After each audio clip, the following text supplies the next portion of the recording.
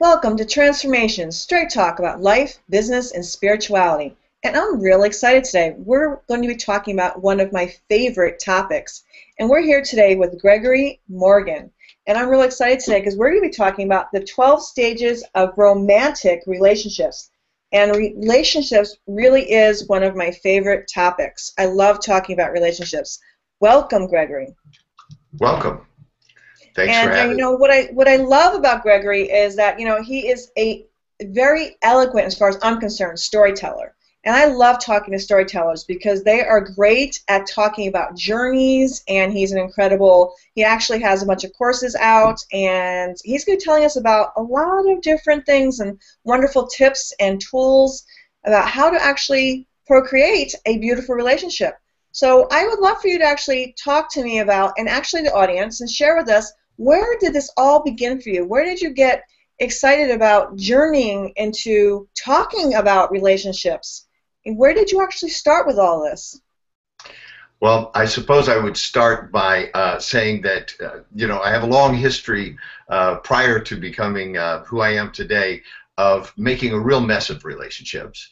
And so I could say that I did everything wrong in relationships for a very long time, and I've caused a lot of personal suffering on my part, as well as suffering for other people, by just making wrong choices, and really not having a clue about how to manage a relationship between a man and a woman.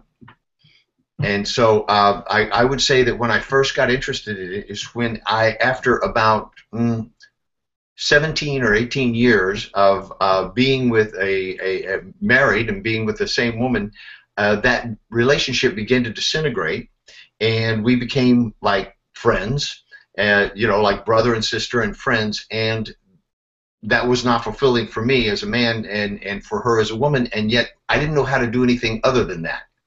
And so for the last 4 years of that relationship, I did everything possible to try to make that relationship work, and we went to psychologists and to marriage family therapists and different people, and we just were unable to reconcile that and to make it work. So I got a divorce. And during the period that I was single, I had been married for so long that I realized, wow, I don't know how to date.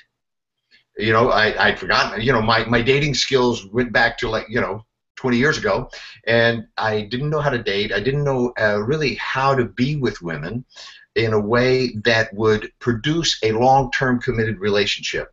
I knew how to get a date and have fun and that kind of stuff, but I didn't know how to create a long-term committed relationship.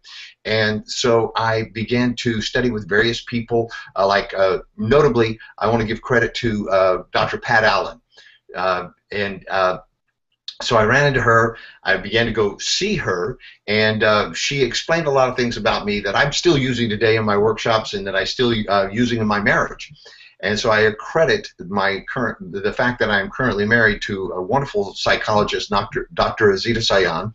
When I met her, I realized that if I got involved with her, it'd be very serious, and that it would end up with me wanting to be with her for a long period of time. So I knew that she wasn't a casual dating kind of gal, and that I didn't have the skills to take on a relationship like that. And so I really did spend some time, like a year or so. In fact, it was 2.5, 3 years after I met her and we were seeing each other on and off that we finally did get married, because it took that long for me to feel that I was ready. I had told her that when I first met her, I said, I don't know if I'll ever want to get married again. And she said, well, then why are you talking to me? Because I intend to get married. And so I said, but I would like to take you out. She said, absolutely not. I'm only interested in dating men that are interested in marriage. And so that kind of set me back on my heels a little bit. And I went away and thought about it. And I came back to her and I said, okay, so here's the deal. It's not that I don't want to ever be married again, because, in fact, I like being married. I'm never going to get a divorce again. So if you and I were to get married, I'm in it for the rest of my life, and no matter what it takes, whatever happens in this relationship, I'm going to handle it inside of this relationship. I'm not going to go away. I'm not going to get out. You're not going to get rid of me. I'm going to stay here and figure out what there is to learn about myself, about you, about relationships until I've mastered this thing, because I'm never getting a divorce again. So that's really where it started in terms of me taking on the domain of relationships very, very seriously, first in my own life. And then I found that this relationship information that I had was quite useful to other people too, and that it wasn't something that you could find laying around very easily. And so I began to share it with my friends and coaching people, and then at one point I decided to just go ahead and make a business out of it, because it was taking up all of my time. So I had created a project called Manhood as Contribution, from the realization that I had noticed how when she doesn't even have to be beautiful, but a woman who is self-possessed and who has put herself together walks into a room, everybody in the room, man and woman, child, are contributed to by that presence. That they made a difference simply by walking into the room, simply by being there. And then I began to realize, upon thinking about that, that women are lovable simply because they exist. And I saw that that wasn't true for men. Men are not necessarily lovable just because they exist. Men are lovable for the things that they do, that provide, that protect, that guide, that offer something, that make a difference in the world. Men are lovable for their honor. Men are lovable because they have integrity. When men don't have honor and when men don't have integrity, we don't necessarily consider them lovable. So I think that the love that I've experienced as a man has been conditional, and it's been conditional that I be lovable, that I be honorable, and that I have integrity. And when I have not had honor, and when I've not had integrity and not lived by those principles, then I've noticed that my lovableness has diminished greatly. So I began to explore the possibility of manhood, like masculinity. I'm not talking about macho or anything like that. I'm just talking about masculine thinking, guidance, and integrity and honor, the principles that men have lived by for centuries that have made them be a contribution to society, the ones that were, the heroes, if you will, of our world, that they lived by certain principles. They lived by a certain code of honor, and that when they did, it made a huge difference for society, not just in one generation, but for generations and generations to go out into the future. And so I created this project. Really, it was just a simple project for myself called Manhood as Contribution, and I didn't have any students except myself. I was just me. I just said, well, how would a man of honor walk? How would a man of honor talk? How would a man that was a gentleman and that wanted to make a difference in the world, how would he dress? How would he be? What kind of people would he hang out with? What would his projects be? If a man wanted to make a difference, what would he put up with and tolerate, and what would he not put up and tolerate? Put up with or tolerate. So I began to create boundaries, things that I would and would not do, and so little by little I designed myself and my life to become a kind of man that I could respect, the kind of man that I could look up to, the kind of man that I would want to meet and have as friends, and began to surround myself with other men like that. And so this Manhood as Contribution thing has developed over time, and now it is a set of workshops called the Honor, Integrity, and Mastery Workshops for men. Well, wouldn't you say, though, that's the way I think? Well, for me anyways, I wouldn't go to a priest who's never married and had kids and ask for advice. So I think what you're actually building is modeling. In other words, when I work with clients, I always do the things on myself first, and then I teach them. So yeah. I think what you did was actually masterful. It's like you basically built something through self-practice. So I think that's beautiful. Thank you. I wouldn't want to teach something that I didn't do first. So basically, I am modeling. In other words, for me, speakers, when I see a speaker on stage, and you know me, I've done a lot of stuff in the speaker industry, right? So I actually work with the speakers behind the scenes first. So when I'm with the speakers and I am with them, and then I go to lunch with them, and then I see, like, I'll give you a perfect example. One of the speakers that I was with actually was on, you'll love this. It was a wellness weekend. People paid over $2,500 for the weekend. Actually, it was actually more than that. But anyways, I don't remember the exact number. But the point is, they're on stage saying, do not drink while you eat, because we have digestive enzymes in our mouth. So if you drink while you're eating, you dilute the enzymes. So what happens? We go to lunch. Now, mind you, all the participants are eating around us in their own tables. And the speaker sits down and is starting to eat. And what do you think he does? Drinks. Drinks while he's eating. Now, he was just on stage saying, do not do this. So that is completely out of alignment and out of integrity. So, like, why would someone listen to that person? It's just so not, it's just like not even alignment. It's so out of incongruency of what he's teaching. So I would rather go someone like you who's actually lived that life, who's actually modeling that life, and now has created a course about that. So that to me is beautiful. I love that. And I love the way you actually told that. You actually created what it is you choose to see in the world. Like with Gandhi, right? He modeled what he wanted to see in the world. Like these other people that are beautiful have actually wanted to, it's like, be what you want to see in the world. So I love when people do that. I love it when speakers and teachers model what they are. I hate to see, and I don't like that word, but you know what I'm saying. I just don't like to see all these, there's so many speakers that when they get off stage are not at all what they say that they are. It's like, be who you say you are. Be in integrity and authenticity. If you're on stage, be that way in your real life. Don't sell something that you really aren't. So I love that. I think that's beautiful. And you know, that's how you know something is that you're actually living it. You know, if somebody asks you, do you know how to drive a car, you'd probably say yes, right? Well, how do you know? Because I'm driving one every day. You know, and that's a simple thing, but it's something that people overlook, the fact that we're actually masterful at driving cars. We can drive them in any condition, at day and night, sickness and health, you know, in all conditions. We can, you know, talk on the phone and do a lot of things that we're not supposed to do while driving a car. To use that example, because why? Because we've done it thousands of times. And so the idea of mastering anything, anybody that, a master never calls themselves a master. Other people do, you know. A master knows, I mean, the ones we call masters, if you talk to them, they just know that they're practicing real hard to get good at something. And that there's some things that they are good at, you know, they're not delusional, but that there's other things that they're still struggling with. And so, you know, I think the only way to master anything is just to keep correcting and continuing.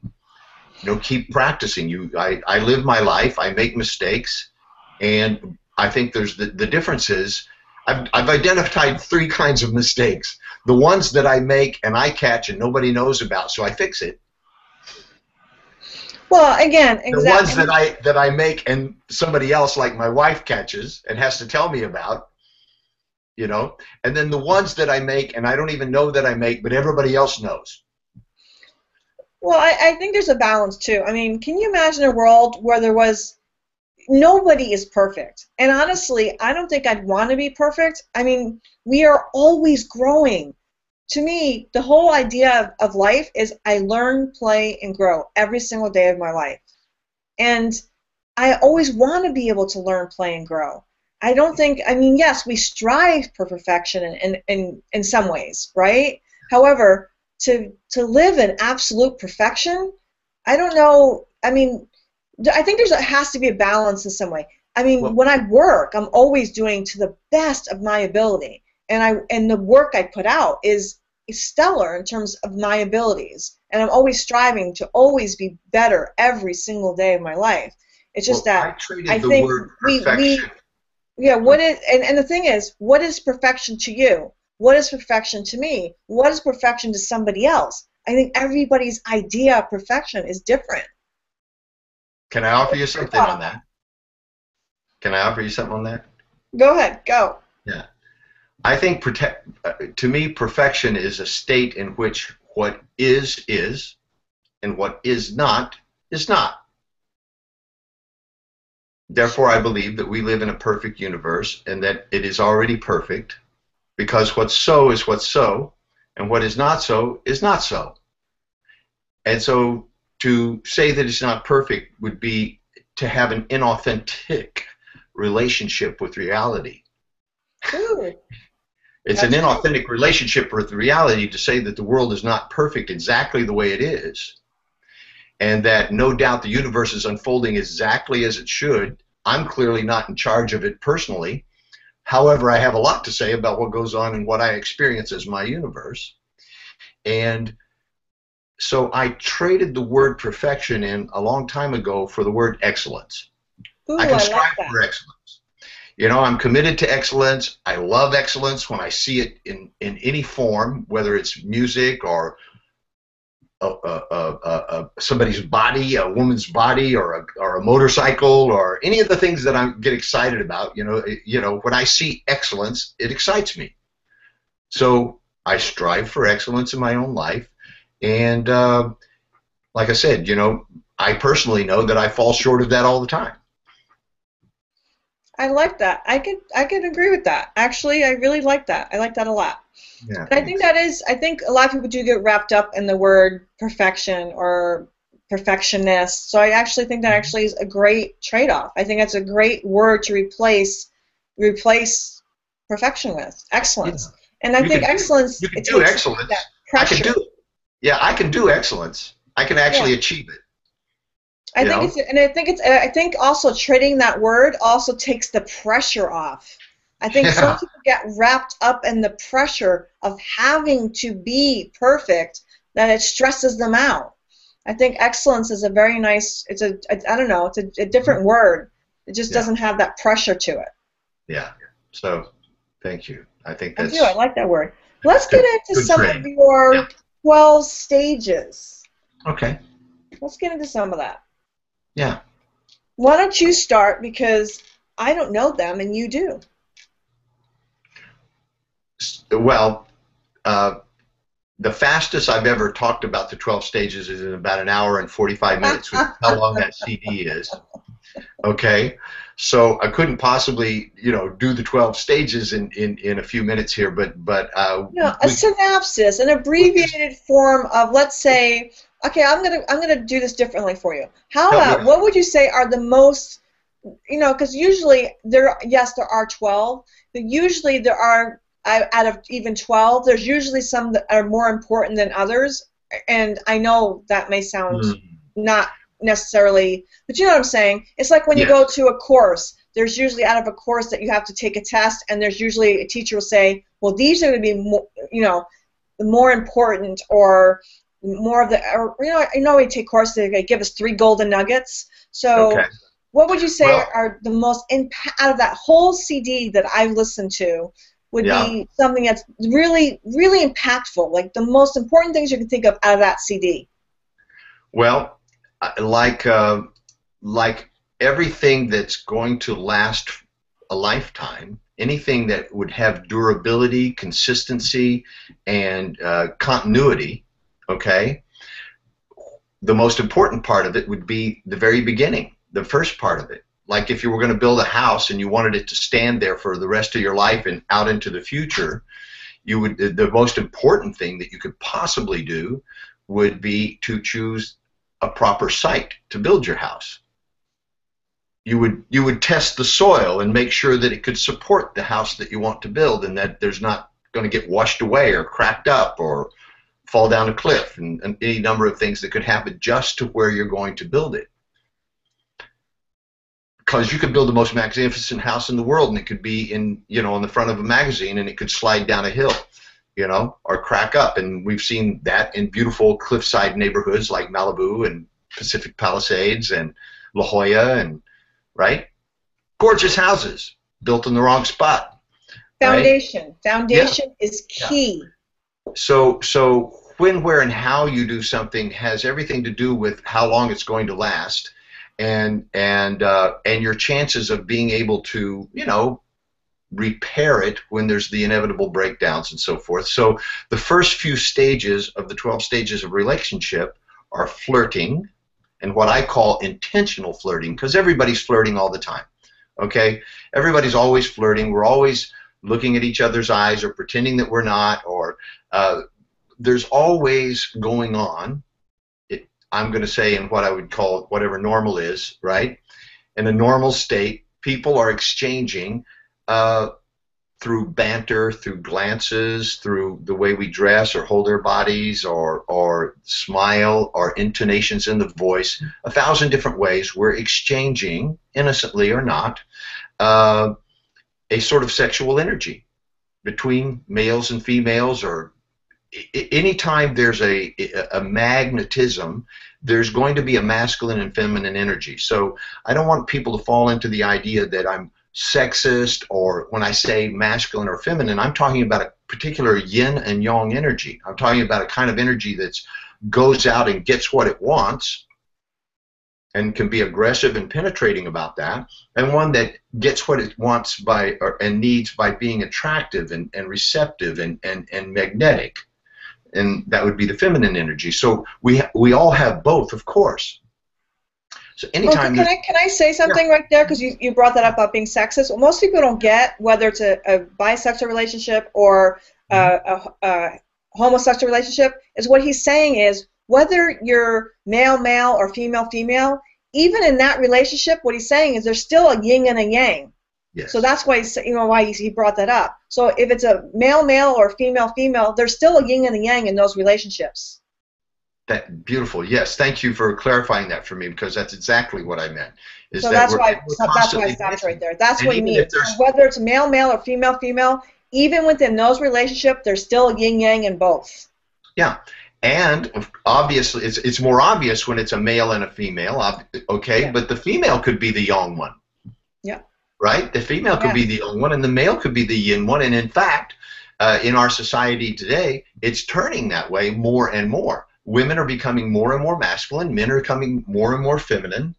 And, I see singles where the men, they're very, very attractive and alluring, where, masculine men mostly, beyond okay, I shaved today, they don't pay that much attention to how they look.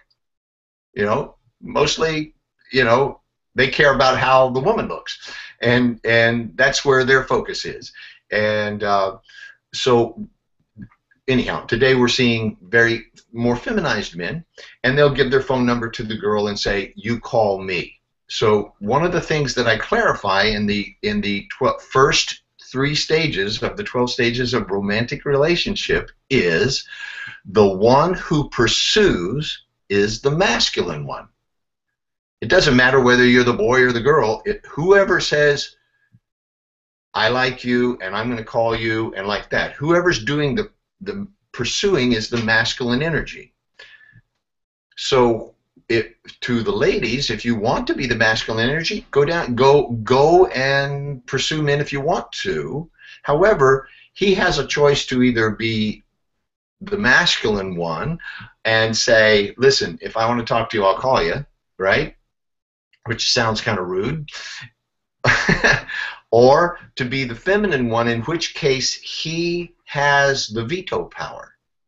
See, I prefer for the women to have the veto power, for the men to pursue, and for the ladies to be the attractive one, the receptive one. Now that's my preference, okay? That's my preference. I like to go after what it is that I find interesting, attractive, that I want, that I would like to be with. I would prefer to go after that than to have it come after me. When women come after me, I get uneasy about it. As a masculine man, that's just my nature. It's like I'm not sure what to do with that. I'd rather pursue a woman than to be pursued, is all I'm saying. So he's you asked about the most important stages. That would be flirting, dating, and courting. So flirting is what I call intentional flirting. I talked about that. Everybody's always having sort of an innocent, random, and capricious flirting. That's fine. That's going on all the time anyhow, but there's no intentionality behind it usually. Intentional flirting is where you look somebody straight in the eyes for 5 seconds and you let them know, I'm available, I see you seeing me, all this is going on in the silence, and I appreciate you, and I'm available. You can do all of that in 5 seconds. If you do it in 3 seconds, you might leave a doubt in someone's mind. Well, they saw me, but they looked away, so I don't know if they like me or not. But if a woman looks at a man or a man looks at a woman for 5 seconds, or two masculine or masculine feminine, and smiles, it changes you on a biological level. There is a neurological shift that takes place, and there is a natural affinity or repulsion, usually not, but a natural affinity will be there when you can recognize another human being and they can stay with your gaze for that 5 seconds. It seems like an eternity. I've done this training in countless seminars, and people cannot look at each other without giggling or doing some other weird thing for 5 seconds. And the ones who do, it's very powerful. It's very powerful. They want more. That's the natural reaction to that, would be to want more. I want more connection, more affinity, more relationship. And so intentional flirting is about that. And then dating, dating is about refining your social skills. You're looking for several things. You're looking for communication. You're looking for, is it easy to communicate? Do I want to keep being with them? In other words, when dating doesn't conclude sex.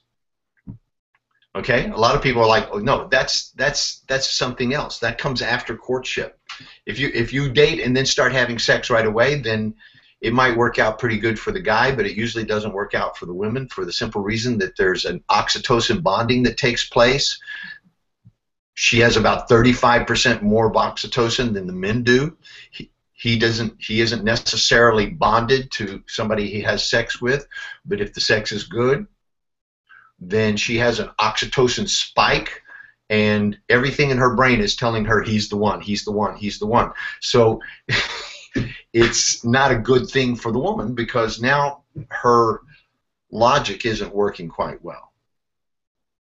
And so I would say dating, it doesn't necessarily include monogamy, meaning you could date several people at the same time. You're just dating.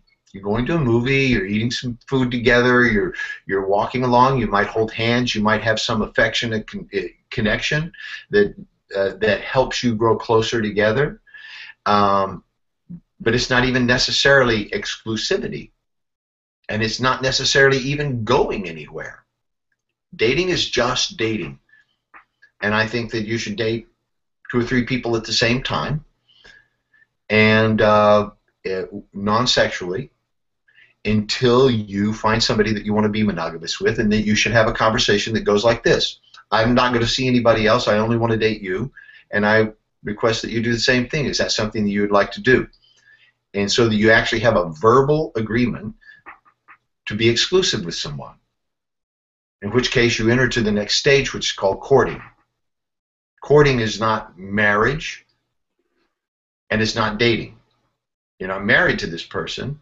You're not committing to your rest of your life. You're committing to being with each other on a monogamous way, meaning you're not going to go date somebody else.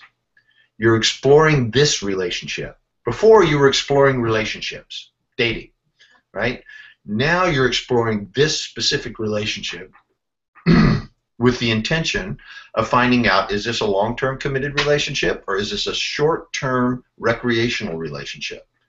Either one's okay. I think you should have all the short-term recreational relationships you want until you're done with that.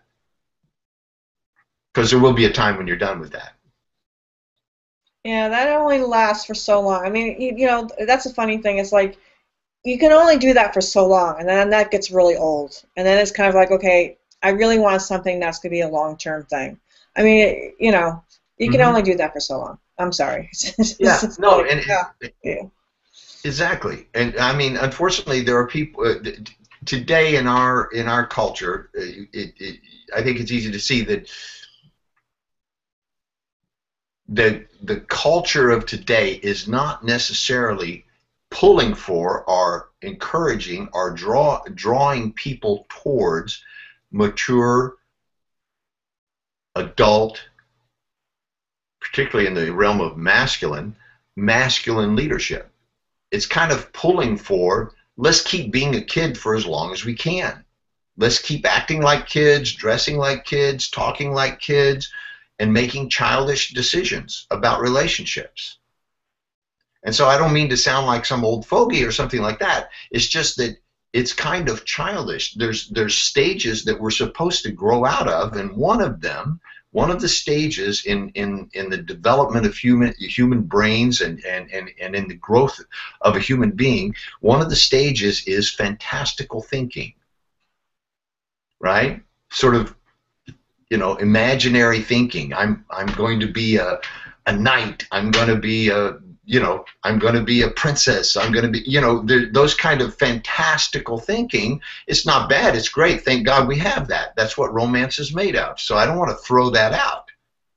But if you are used by that, in other words, if that's all you got, then you're kind of in trouble, because you'll make decisions that have very serious consequences with regards to finances, real estate, business decisions that affect others' lives, like having children, based on a childlike image of what life is, and what relationships are. And my whole point is that you're supposed to grow up out of that at some point in your life, and one of the ways you do that is through flirting, dating, and courting, and creating some boundaries with yourself, so that you're actually consciously exploring romantic love, rather than, we have this saying, what do they say? They say, I fell in love. Sorry, honey, I was on my way home, I slipped and fell in love. Got it all over me, No, you don't fall in love. Those are the feelings of love. Those are the wonderful emotions of love. But love is something that you can consciously choose. And if you don't consciously choose it, then you could unconsciously lose it. Yeah, I think too many people live in fantasy land, and I think that's a big problem today. People look at the magazines, they read too many stories in Vogue. It's like, oh yeah, do these tricks and a man will fall in love with you. Do these tricks in bed and he'll fall in love with you sexually. I mean, yes, you may be able to pull some sexual act and have some man fall in love with you sexually, but how long is that going to last? And if you're basing a relationship solely on some man wanting your loins, you're just going to be used. I think it's just way too many stories, and reading these, I'm just going to plain out say it, stupid magazine stories, and we live in these little fairy tale fantasy world, and that is not a relationship. I mean, if you're looking for a short-term sexual relationship, great. And if that's what you want, great. But if you're looking for a sound, quality, mutual relationship based on respect, and I'm going to say honor, and I mean real love, not fantasy love, and like you said, love that is based on feelings, not falling in a whole love, like you said, slipped and fell in love, then we need to get out of fantasy land. Yes, well, and the way out of that is by being conscious of where you are. See, I could drop you down into the desert, and there could be a beautiful crystal clear lake of beautiful. We could drop you down in the desert, and there could be crystal clear water a mile away, and we could give you a map showing exactly where that water was. But if you didn't know where you are on that map, the map would be useless. You have to first figure out where you are on the map, and then you can use the map. And so the 12 stages of romantic relationship is so that a person can find out where they're at in relationships, so that they can then navigate the uncertain waters of romantic relationship. So that's what it's about. That's what it's intended for, is to let people know where they're at. If you don't know where you're at, you don't know how to get where you're going. I can completely understand that. It's very, if you don't know where you're going, it's kind of futile.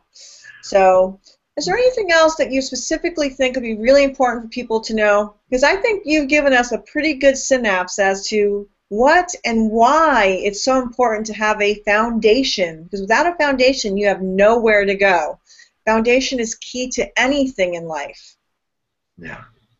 Well, a foundation and boundaries. Yes, that is another huge one, boundaries. If you don't have boundaries, that is really, truly not a good thing. You have to set boundaries in life. Yeah. Inside the boundaries of your home, for example, you could be said to be the master. Yes, the master of your domain. Inside these walls, things go how I say they'll go, they go where I say they'll go, etc., right? I have a certain amount of mastery inside my home, for example, but once you go out that boundary, outside into the rest of the world, now it's a whole different thing, isn't it? You're less in control of your environment. And so in a romantic relationship or any relationship, it is vital to have boundaries, and those boundaries should be and will always be based upon your principles, your standards, your values, ultimately. Principles and standards are a result of failed values. People fail to fulfill on a value, so they create a principle about it. By gosh, this is my principle, right? Or they'll have a standard because they failed to live up to their values. So really, if your boundaries are based on your values, then you will always be able to recognize when your values are being violated. Or when you brought up, sorry, I didn't mean to interrupt. You brought up something that was really important. One of the things you brought up in your CDs was also, in other words, knowing what they are. Because a lot of people don't stand up for them. A lot of people have no clue what their values are, or even knowing what they believe in. And the thing is, I know so many people that don't stand up for them. They'll actually cow down or let people trample over them, or acquiesce, if you will. And it's such an important thing that if you, first of all, to find out what it is you do believe in, find out what your values are, and then once you do know what they are, is literally stand up for them. Stand up for yourself. Stand up for your core values. Yeah, and communicate them clearly. Exactly. Just communicate them clearly, and so not with any kind of make wrong or positional way of being, but just simply, this is what I value.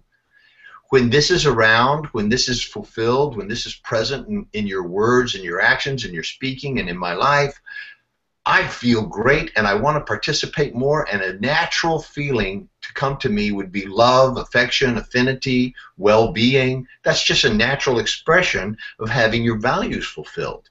When your values are trampled upon or are stepped over or ignored or abused or criticized or ridiculed in any way, you're going to feel anger, frustration, distancing. Perhaps you'll try to control the situation. You may become controlling. So you're going to feel fearful. You're not going to feel good. And so the natural feelings of well-being, affection, affinity, shared reality will simply not be present. And so this is what happens. People get together because they share certain values. Then they trample all over each other's values without even realizing it, because nobody said, hey, this is my value and don't step on that. Or they just are unconscious about it, and then naturally people's feelings get hurt, people get upset, they get angry, and without even knowing why sometimes, an uncrossable barrier, an uncrossable abyss breaks open, and you can no longer close that gap. And so people go their separate ways. And it's unfortunate because the model that we have learned, the model that you and I have inherited from the world, from everything from poetry, romantic stories, all the way back to whatever, Adam and Eve and Romeo and Juliet and Iseult and Tristan, all of these old romantic stories that are in the subconscious, the massive, the collective consciousness for centuries, are based on a codependent model. And that's a whole other story. We could do a whole other show on codependence versus interdependence. But the relationship skills that I'm teaching are based on a model of interdependence, meaning I don't need you. I choose you because I can afford to.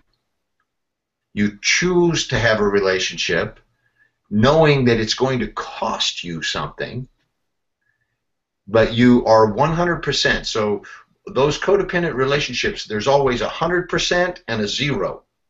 Okay, there's always somebody who's the king and somebody who's the slave. There's always somebody who's the important, powerful one, and the other one who's the submissive one who is feeding power and enabling the other one.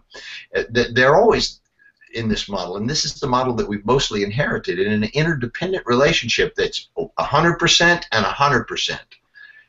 And they join together because they can afford to, meaning there's no loss of power. There's no loss of integrity. There's no loss of identity or in any loss whatsoever. The only things that they are losing are the things that they willingly give up. For example, I willingly give up my right to have sex with as many women as I want for the rest of my life if I'm in a relationship with a woman that's 100% like me, right? And I request that you give up your right to have sex with as many men as you want, right? So we willingly give up certain things, but there's no loss of power in that. In fact, there's a gain in power. There's a gain in energy because now I know what the boundaries are around that. I don't ever have to worry about it again, and I don't. Exactly. I don't. Whereas in a codependent relationship, I wager, I propose that people are always kind of a little bit worried about the other one, for one thing, and maybe a little worried about themselves too. Like if the right size, shape, smell, look, feel came along, I might be swayed. I think we all sort of had that in the back of our mind someplace, like I hope I can count on myself. Exactly. Always wondering when the other shoe's going to drop, if you will. Yeah, but if you have these boundaries and over time, like anything else, you can't just declare a boundary and then all of a sudden it's there and you never have to worry about it again, right? No, you have to maintain boundaries. You have to maintain boundaries, and just because you create a boundary doesn't mean it won't get crossed over. And so over time, it begins to define who you are for yourself and for the world and for your community and for your partner in your relationship. And so things like, I don't know, cheating on the relationship, you just couldn't even do it because it's not who you are anymore. It's so incongruent with your identity, with who you've created yourself to be, that it's just no longer an issue. Exactly. Well, I know you and I could talk forever. However, for today, we're going to end. Yeah. Anyways, this is also a podcast, so can you please let everybody know exactly where they can find you and spelling it out, since this is also a podcast? Okay, sure. It's embracegrowth.com, and that's just like it sounds, embrace, like EMBRACE, growth, GROWTH, embracegrowth.com. You can find me there. I also have YouTube videos on Trainer749. That will be my channel, Trainer749. And there's a number of e-zine articles. You can go e-zine articles, Gregory Morgan, and I'm one of the expert writers on those articles.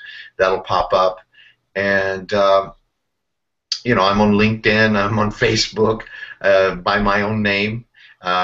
Have several Facebook pages. My name, my wife's name, as Dr. Azita Sayan, AZITA SAYAN, and Embrace Growth is LLC. Embrace Growth LLC is the Embrace Growth page. So I've got a fan page and then a personal page. So I'm pretty easy to find. If you Google Gregory Morgan, you're going to end up finding me there somewhere.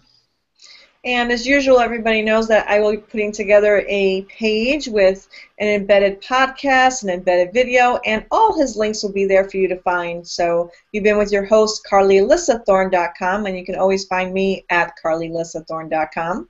And it's been wonderful having you with me, Gregory, and I am sure we'll be having many more conversations because I'm sure we have many, many more things to talk about. Yes. So thank you so much for taking time out of your busy schedule to talk to me, and it's been absolutely wonderful. And I actually had so much fun. I actually got to listen to both of these.